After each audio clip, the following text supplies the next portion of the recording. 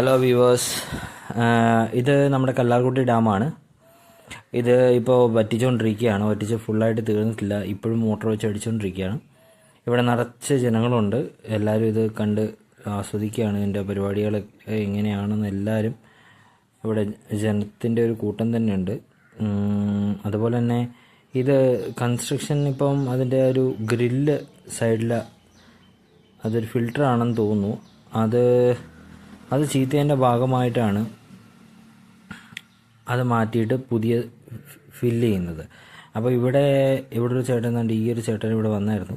പുള്ളി നമ്മുടെ അടുത്ത് പറഞ്ഞത് ഇതിനകത്ത് 20 എണ്ണം ഉണ്ട്, 20 ഷീൽഡുകളുണ്ട്, അല്ലെ ഗ്രില്ലുകളുണ്ട്.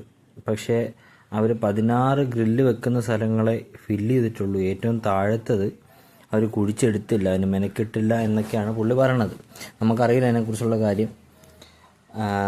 ഏതായാലും ഇത് കാണാൻ നല്ല രസമുണ്ട്.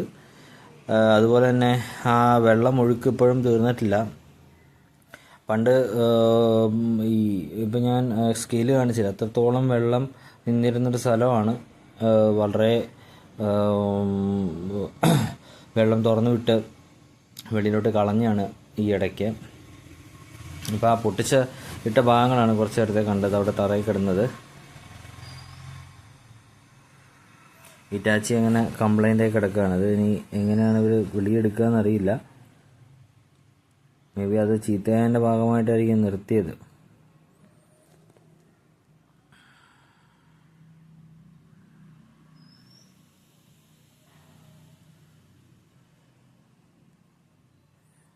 അതുപോലെ തന്നെ ഇത് എൻ്റെ ഓപ്പോസിറ്റ് സൈഡാണ്. അവിടെ നിന്ന് വെള്ളം ഇപ്പോഴും വെളിയിലോട്ട് പമ്പ് ചെയ്തുകൊണ്ടിരിക്കുക.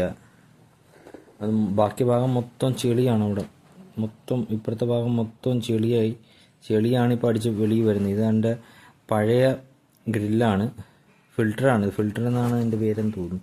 അത് പഴയതാണത്. അത് പൊട്ടിച്ചെടുത്തിട്ടാണ് പുതിയത് നമ്മൾ വെക്കുന്നത്.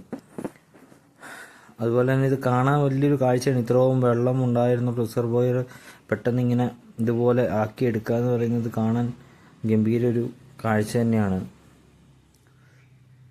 ഇത് കണ്ടോ, ആ ഗ്രില്ലാണ്.